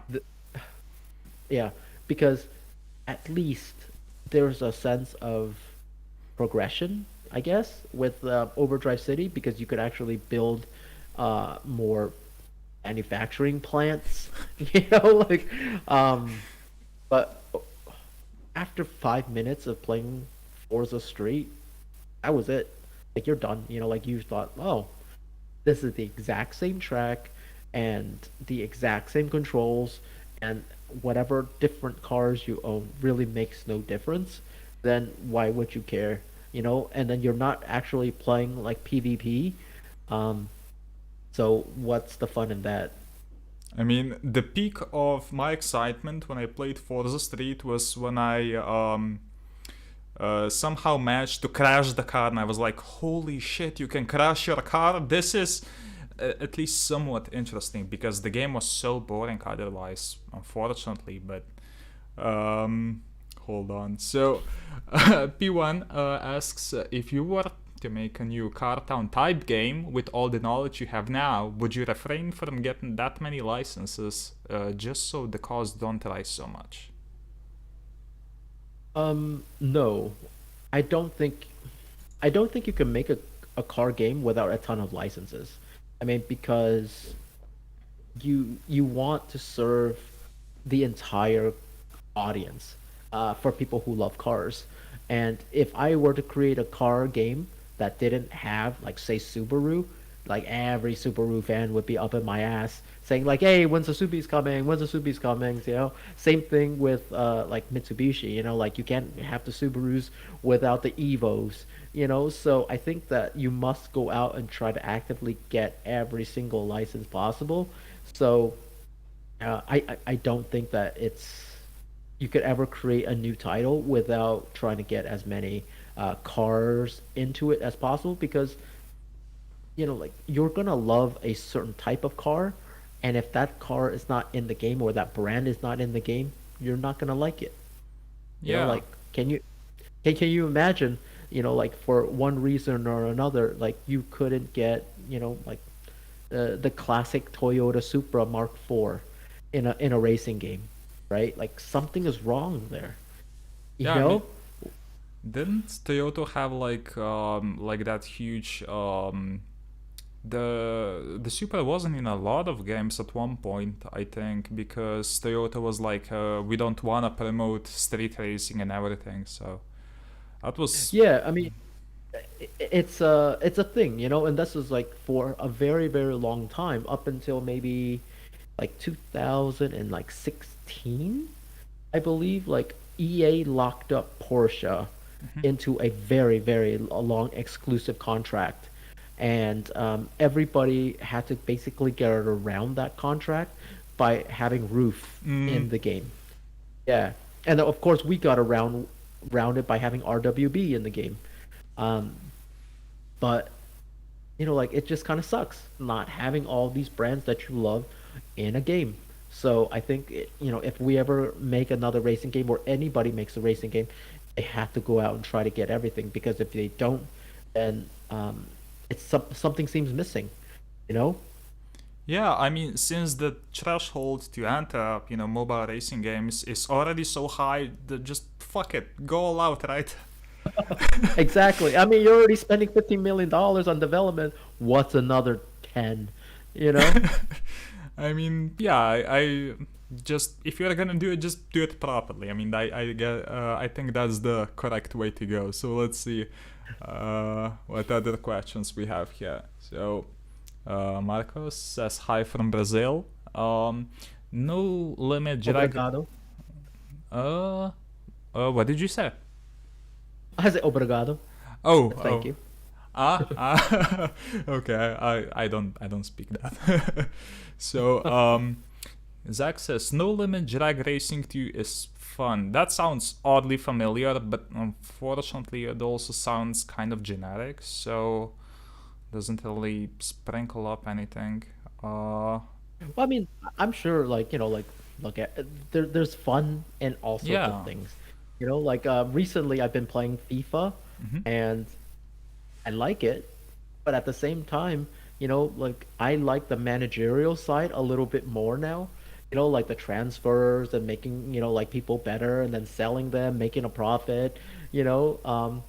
And then sometimes I feel like the actual playing the game gets in the way of the actual like fun that I'm having in the transfer market, you know. So I mean, everybody enjoys things a little bit differently. So you know, like that's great, and this is what having a lot of variety in games is all about. You know, it just sucks that you know, like us fans of racing don't get the variety. You know, like don't get a ton of different like games out there to play because it's such a huge barrier to entry. Yeah, there was one game that you probably never heard of, but I've been thinking about it a lot lately. So, it was actually just like on the web, on like it was a game. It had Jesus Christ, hold on. it, it had a special website. It was called On the Run. It was spelled like weirdly, but it was like a proper like a racing managing game, and you really, you had to buy cars, buy like racers, and then manage the cars, keep and repair them. It was so simple. It was so simple, but it worked so well. Like it was just pretty much only text, and you had like one like really low quality picture for each car, but it was still like really intriguing. So you don't need that much. You don't need like amazing graphics. You really just need to make something that keeps the players engaged, in my opinion. Yeah, I mean, look, Cartown didn't have amazing graphics, but people were very engaged. Like even though, say, like Racing Rivals released after CSR, I mean, our graphics were much worse, and we knew it. Like we didn't try to hide it or anything because it's like we just didn't have the kind of skills that they had to make it better. But what we wanted to do was on both games is to really kind of have more things for the players to do, especially on Cartown, since that was our very first game. So we had tons of integrations come in, so every single, month you had something to do, whether or not it was an adventure, it was a game show, Top Gear was in the game, Fast and Furious, Back to the Future, NHRA, IndyCar, whatever, everything that was in the game at one point or another. Like somebody thought, like, dude, this is brand new. Like I'm very, very kind of still like captivated by the game, and and we made that as a conscious effort to do it. I mean, Cartown, had the whole cartoony style anyway, so it really didn't need amazing graphics. Plus, I mean, if you play on mobile, like, what? Obviously, having nice graphics is fine, but like the gameplay, dude, just focus on the gameplay. Like, if CSR2 had slightly worse graphics, but had, for example, a more developed multiplayer system, I think that would be a trade that most people would make. I mean, but hold on. So P1 says, what do you think of having high quality unlicensed cars like in GTA or in the CarX GT racing game? I think that only a company like GTA could kind of get away with that, because why would you, as a player and as somebody who loves cars, why would you grind for, like a car that you have no emotional attachment to? Like a Lamborghini Fastarossa or something. Like why? I mean, other than the fact that it was in The Simpsons, like why would you grind for something for months if you had no kind of attachment to it?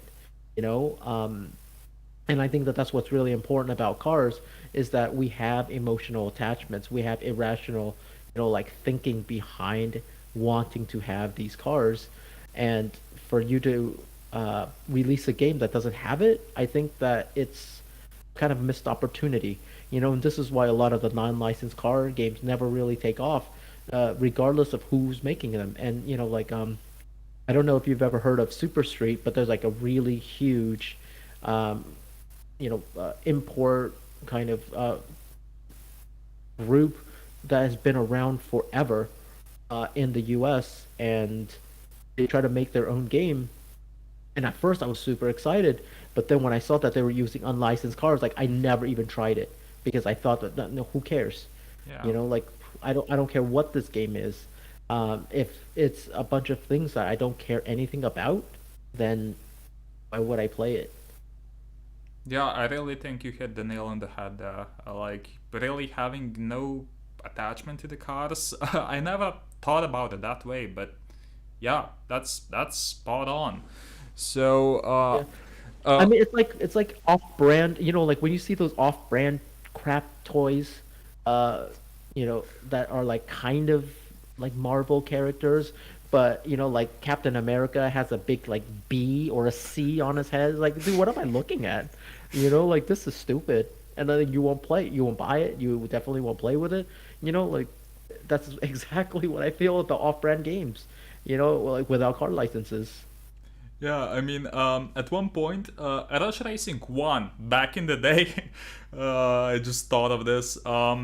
Obviously, they didn't have licenses, but they still had names of brands and everything. And so, when they had to change it, they literally changed it to GTA 5 manufacturers. Like, that made it any better. Like, that's not copyrighted. That was just genius.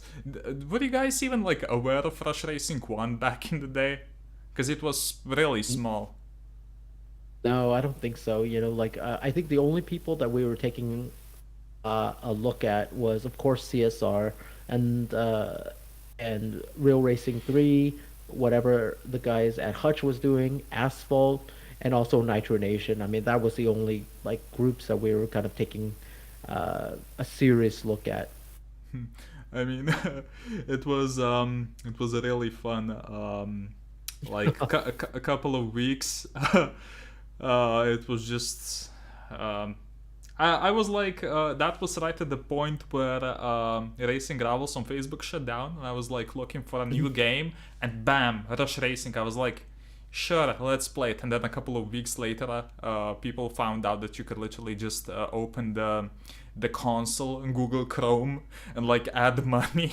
It was, yeah, it was fantastic. So Andrew asks, what do you think about Asphalt 9 Grand Prix? Oh, you already answered that one, right? Yeah, I mean, I love Asphalt 9. I think it's a really cool game for people who just want to play an arcade game and not take themselves too seriously. And it, like hopefully is like a throwback to games that just used to be about fun and not necessarily just about like, like the most hardcore sim, like what exactly is your camber on your wheels, like are you offset, like no, play a racing game that's going to do crazy flips and 360s and stuff and crash into everybody else and just have a good time. And that's really cool, and I like their approach to it. Yeah, it's pretty much the equivalent of the Fast and the Furious franchise. Exactly. Yeah, I No, mean, nobody is going to confuse Fast and Furious 9 for a grounded, you know what I mean? Nobody's going to confuse it for like, I don't know, John Wick or what, or maybe even John Wick's gone kind of crazy. Like something super realistic. yeah. Nobody will confuse Fast and Furious 9 or something based in reality. Yeah, I mean, to be honest, I haven't even seen the new couple of Fast and the Furious movies because they just went way too over the top in my opinion. Like, after that movie where they jumped the Lycan from one building to another and then to another, I think that was like the turning point for me. I mean, I still appreciate. I mean, I love the Fast and Furious like movies, and I grew up on it. It was part of my childhood. I really believe that that entire franchise should have stopped at Fast and Furious 7 when Yeah, Paul Walker died. yeah. Like that was a great ending if the entire franchise stopped. And like it would have been up there with like the best franchises of all time. Um, but then they kept on making more because Yeah. of course it's a quest for more money. So it is what it is today, and like you got cars swinging on vines and like, ah, gosh, like I didn't watch. It was the first Fast and Furious movie that I didn't watch.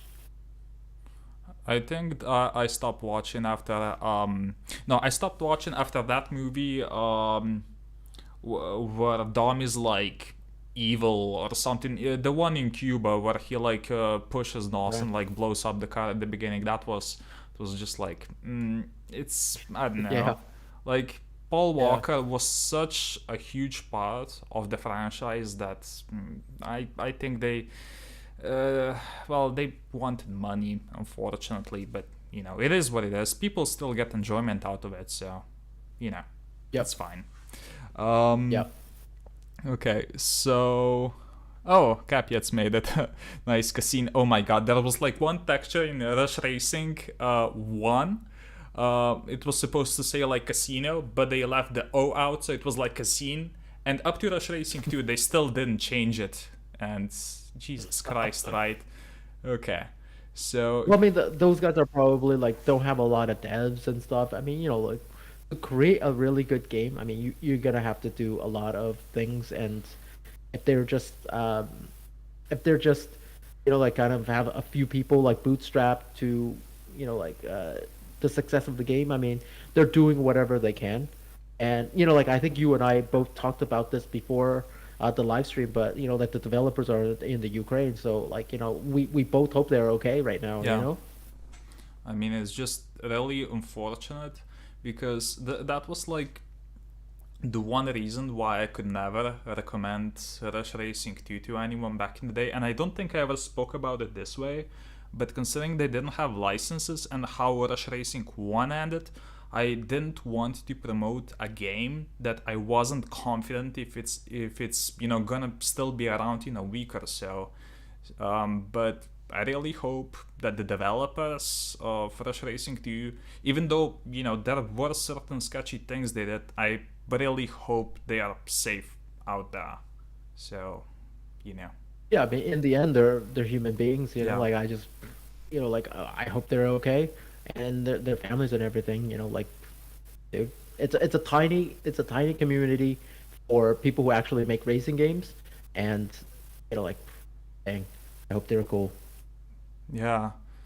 Okay, so P1 has another question. Why does no one make games based on Southern California car culture anymore? It seems that like there is a big demand for it. Are car manufacturers giving licenses to games with police chases? Oh, against giving licenses to games with police chases. Yeah, I mean, I think we talked a little bit about the Southern California culture. I mean, it's just you have to have the people that are interested in cars. In addition, you have to have the people that are also, really good developers, and it's just really tough. Um, and I'm not sure. And also, some of the newer generations, like as people get, like a little bit further and further away from owning a car that is not seen like an appliance, which is a lot of the cars that they see now because of electrification, and like they could just call it Uber or whatever. So sometimes car ownership is not even necessary anymore. Um, so I don't know, like whether or not like the next great um, racing game is actually even going to come from LA. Most likely it will, but I don't know. Um, but when it comes to say, shoot, I lost my train of thought.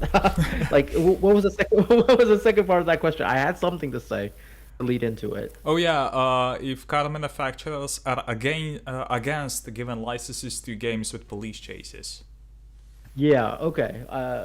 It is all a result of GTA 5 because GTA 5 let players do whatever they wanted.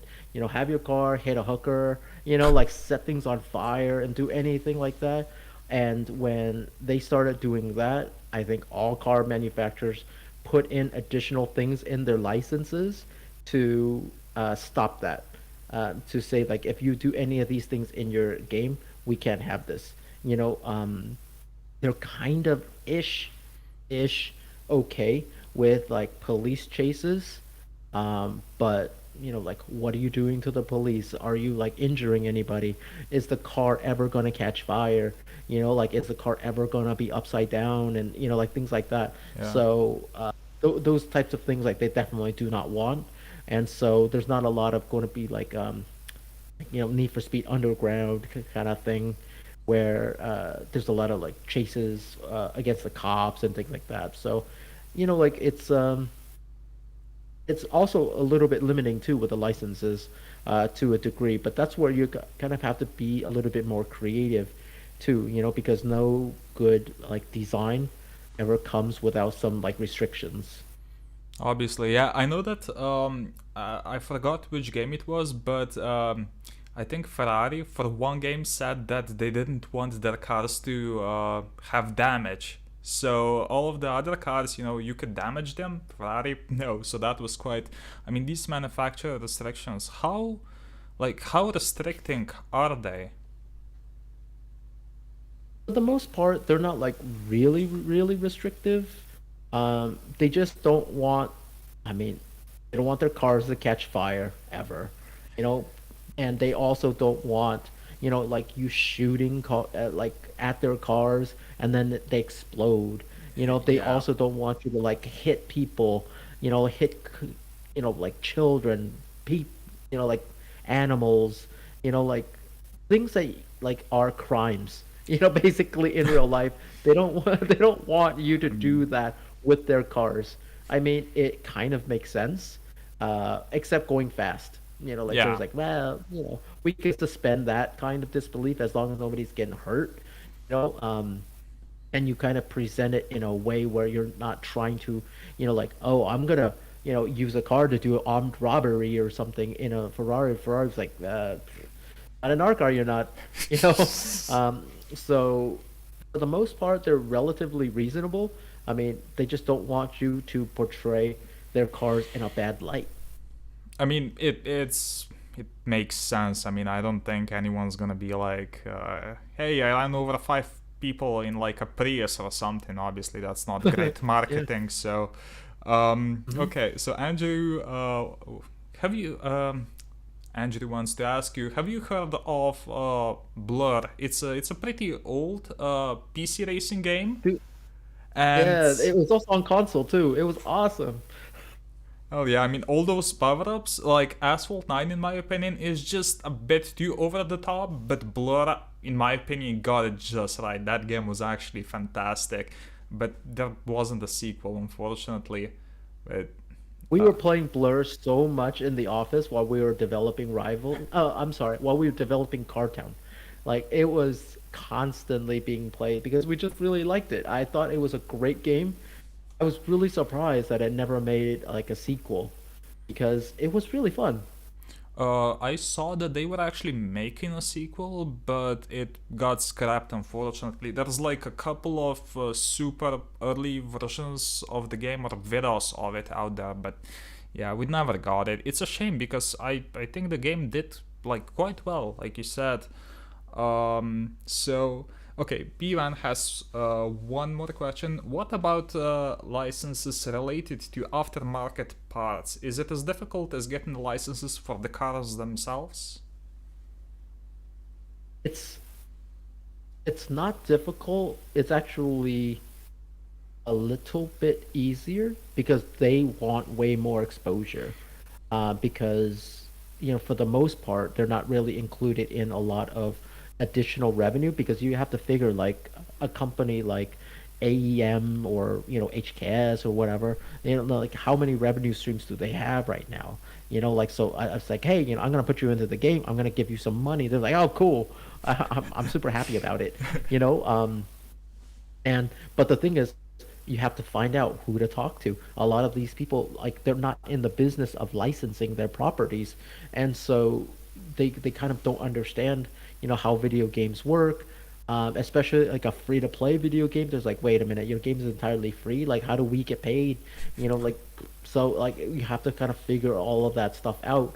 Um, and I think for the most part, they're very open to it. But you also have to have a game that supports it. Like a game like Rivals and like CSR and stuff, where you're doing like a lot of upgrades. I mean, it would make a lot of sense. Um, but sometimes when you're making like a more casual game uh, like Cartown, it doesn't really make too much sense. I mean, it's nice to have posters and stuff hanging in your garage, but luckily we knew some people in the industry, so that we had licensed like wheels, licensed um, other things, like springs, like Nos. But for the most part, they're relatively keen on getting their brand out there. So it's been pretty good. Makes sense. I mean, it was always a nice surprise in Car Town when you bought a car and it had like a couple of body kit options. It was really cool. Okay, so let's see. Torque drift related. Oh yeah, Torque drift. I heard of that one. I think it's. Oh, I played it on iPad, but like, it was fun. But it's like, I don't know, drift games on mobile just don't do it for me for some reason. I don't know. It's really tough, right? Like it's like it's a thing that like everybody knows, but it's also a thing that like nobody quite understands. You know, like if you're doing a racing game, like why would you drift? Because it's a slower way to get around a corner. It's a lot cooler way, um, but it's kind of like comparing speed skating to ice dancing. You know, like Yeah. they're two completely different things. You know, like they're both equally cool, but it's a lot easier to make an ice skating like speed skating game than a dancing game because like you're subjective. You know, like okay, like you hit the corner of this apex, you know, of and then like your tail barely hit the wall. Oh, okay, let's give you a 9.7. Cool, you know, like I guess you know, like I talked to some professional drifters, um, and even they were talking about how like you know like the scoring system sometimes is very difficult on them, you know, because it's kind of subjective, you know, to why you got a better score than others. Yeah, it's like a couple of weeks ago I was like watching the Winter Olympics with a couple of my friends, and we were like watching ice skating, and we were like, "Yo, how do they score this? Like seriously?" It was like, I still don't get it. But Exactly. You know, like I also don't even understand how like they score on Formula Drift or anything, mm, you know, because it is a little bit like of art and style. So I don't know how I, I don't know. just black magic, I guess. Okay, so we've been going on for about 2 hours, so I think we're gonna leave. Well, do you have like anything else that you want to say, Austin? Like any closing thoughts? Yeah, I mean, like I just want to let everybody know that like I really appreciate all the love that like Cartown has gotten over the years, and it really came from us, a really good place because we really did care about the community and we really did want to have the best kind of car collection game out there that was for everybody, and hopefully we inspired people to love cars even more, you know, almost as much as us. So, you know, like I feel terrible that it had to like, you know, end at some time. But um, I'm glad that we did it together, you know, and I'm glad that you know we could share our love of cars to everybody else. Yeah, I mean, look, even it's gonna be 8 years, in 2022 since Cartown shut down, and there hasn't been a game that captures, I mean, such, how can I say, a casual game, a game that would connect people as much as Cartown did. And I'm not sure if there ever will be one again. So, you guys really did a fantastic job. Obviously it showed in the numbers and in the passion that people still have for Cartown.